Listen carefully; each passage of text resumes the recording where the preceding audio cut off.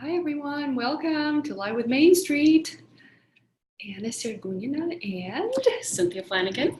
Hi. Okay, we just 30 seconds to get all of our controls here, and we're gonna get started. I hope everybody's got their coffee. Cheers. Cheers. Tea. Tea for me. Tea, that's right. I know, Cynthia. Okay. You're one of the few people I know who doesn't drink coffee. Okay, all right, I think we're good to go. So everyone, welcome. Happy Friday. We wanted to hop on and chat with you about education savings. Mm-hmm. This is one of the popular topics our clients get to ask us questions about. So for those of you watching live, thanks so much. And replayers as well, thanks for spending your time with us. Let us know if you have any more follow-up questions, but we've got a couple in our back pocket that I think we could kind of chat about. So where do we want to start? Let's see. Well, we had a question, actually. Let's see. It was, actually, you wrote it down. It was, so the client has an infant daughter. Mm-hmm. And she was thinking whether a 529 college savings plan was a good vehicle for starting to save for education.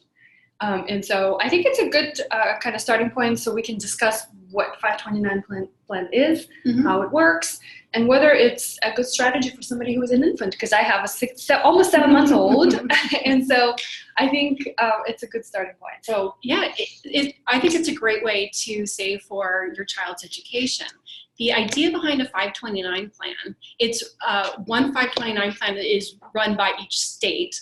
And so there's a bunch of different 529 plans you could choose from.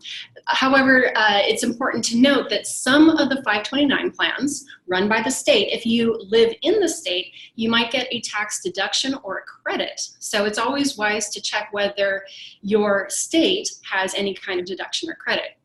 California, however, does not. So sorry. So you could really go anywhere.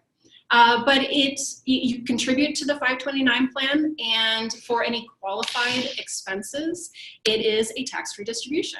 And so all the earnings that the 529 plan has gained gets distributed completely tax-free. Yeah, I think that's the best. And especially if you have an infant baby or even, a few years old child, you have this runway of time for this money to grow. And we advocate for that because that's free money, right? Or not free money, it's the money that you will not have to pay taxes on, which is a big feature of 529. Something also worth mentioning, we are in California, so yes, California does not have a deduction for contributions, but we get more sunshine instead. So right, but I wanted to mention, because we have clients all over the country, East Coasters, so Maryland, DC, Virginia, and New York, that's where we operate. On the East Coast, all of those states have deductions, state income tax deductions. They're not huge, but it's, every little dollar counts, because that just means more is going to end up in your 529 college savings plan, and that's just going to be all devoted to paying for those qualifying educations. Now, something happened, was it a couple years ago now, when we got a the tax reform, right? Right. And so want to talk about that, because I think that's a question for a lot of people's, for those who haven't quite gotten to college yet, but they're like, I may want to pay for private school or their K through 12 expenses. So what happens there? Right. So now you are able to use your 529 plan to pay for K through 12. So if you have private school, then you'd be able to pay for some of that. Now, as a note for California and for any state, just double check to see whether or not on the state level withdrawals are actually tax-free as well. So that's a state-by-state thing, but I know California is not. No, it's not. So yeah, there you go. There's more sunshine for that. Anyway, we just love living in this state, don't we, Cynthia? Absolutely. No, we actually do. So something else. So in general, if we're talking to our clients who are thinking, okay, I want to have college or education savings. We shouldn't say just college, because there's maybe K through 12 education savings, daycare costs. Unfortunately, we can't pay for daycare costs for that, but. What is the sort of first jumping point for us to have a conversation with parents? Because I have to face this with my, with my family as well.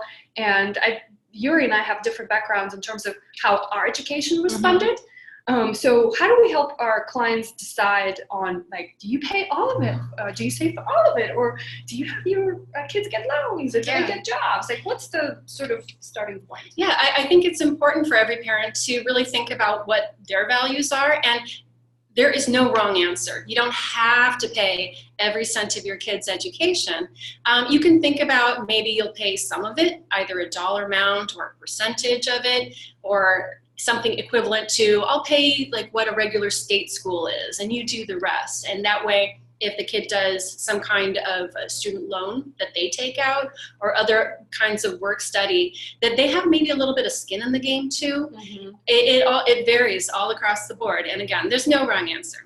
Yeah, I like the skin in the game, because I had to have skin in the game. So it was a good teaching moment. I don't think my parents realized that, but it's just every family situation is different, so we just kind of have to adjust. But I know, like, we do see a lot of this, and it's sort of this guilt with parents about, okay, well, I've got these other, or we have as a family, these other competing goals, saving for our own retirement and all these other things that we want. And we run these numbers all the time, right, Cynthia? But like, what does it actually cost for somebody to attend, let's say, we're going to go over California again, because we're here, but state school in California versus like a private school or Ivy League school. And when you look at this, like, all right, how does this even going to fit into my budget? We want to give some numbers, like we have just ballpark, but starting out. Let's say if you had to calculate for Liam, like he's 3 months old tomorrow. Well, he's going to be a very smart kid. That's right. So obviously he's going to go to an Ivy League school.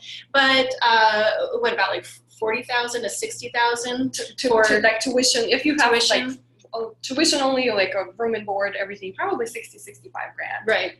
So that's like per year for 4 years. Yeah, and there's calculators that you can use. Savingforcollege.com has some calculators just to give you a ballpark of what you might be looking at. But for example, so that's like in today's dollars. So we got some time to save for that, versus if we chose, or he like decided that state school was good, or one of the UCs, that's about half cost. Yes. So there's a big difference in saving for a $30,000 per year college right now and for the next 18 years versus one that's double the cost. So when we run the numbers, if you, like me, starting pretty much from scratch, it's about a good $700 a month versus double that, $1,400 a month. So ouch, it does kind of hurt the budget. So that's what we were talking about earlier. Like, decide what is reasonable for your family, right? And what makes sense in your overall spending. We don't like budgeting here at MainStreet, but spending, and how does that fit to actually work that in? Because if it's going to be strain on your finances for the next however many years, is that what you want to do? I shouldn't say it's whether it's worth it or not. That's not the question. Is how do you make it work, basically? You also have to take care of yourself. Make sure that you are okay for your own retirement. Yes, because there's no loans for that, right? There's student loans, and we have a big crisis per se, right, in this country. But the issue is not with that. The issue is how do we manage that? And so if we educate our kids about good money habits, right, then all of this could be very manageable. But we advocate, so that this is kind of a topic where we advocate for kids who are in college, but we have to advocate for parents as well. Absolutely. Because that's important. Now, I think we mainly talked about 529 because that's the most typical and most popular, but there's other strategies, right? There are. You could use a Coverdell education plan, savings plan, and that's similar to a 529 plan with a couple exceptions. You can't continue to contribute after the kid is age 18. You can only contribute $2,000 a year, and also there's an income threshold. So for a married filing jointly, that is about 220,000 threshold there. But you can use it for a lot of other types of qualified expenses. There's a slightly larger qualified expenses list that you could have. But another strategy that some people use is a Roth IRA. Oh yeah. So yeah, that way it's your Roth IRA. You are saving for your own retirement, but there is an exception where you can take funds out for a qualified tuition for your kids as well. So that comes out tax-free as well, or penalty-free as well. Yeah, that's one of the things also with, I think, with 529 plans. I think by far the first question parents ask is, what if my kid gets a scholarship, or what if they don't go to college? Can I get my money back? Yeah, the short answer, you can. But I think with the Roth that Cynthia is describing, there's a lot more flexibility. Right. Like, if you don't use it, then it's for your retirement. And it's also like gross tax-free, or you've paid taxes on the money. So just remember that. But yeah, I think when we look at this, and it's not like, okay, here's only one answer to this question. It really depends on what your situation is. And a lot of times we see sort of a mix of all of these options that families put together. There's also grandparents, so remember, all those gifts that you're getting in toys and things like that, they can easily be converted to money into a 529 plan or some other vehicle. So, and I know a lot of grandparents do that. But I think that's probably all we've got on our list. If there's any questions that we don't see anything live at the moment, but if there are any questions you have then to follow up on this topic, let us know. We're happy to do more detailed calculations for our clients. If you want specific numbers, real easy. I'm happy to chat with you. But other than that, cheers, everyone. Have a great the rest of your Friday, and have a great weekend. We'll see you next month for another Live with MainStreet. Take care.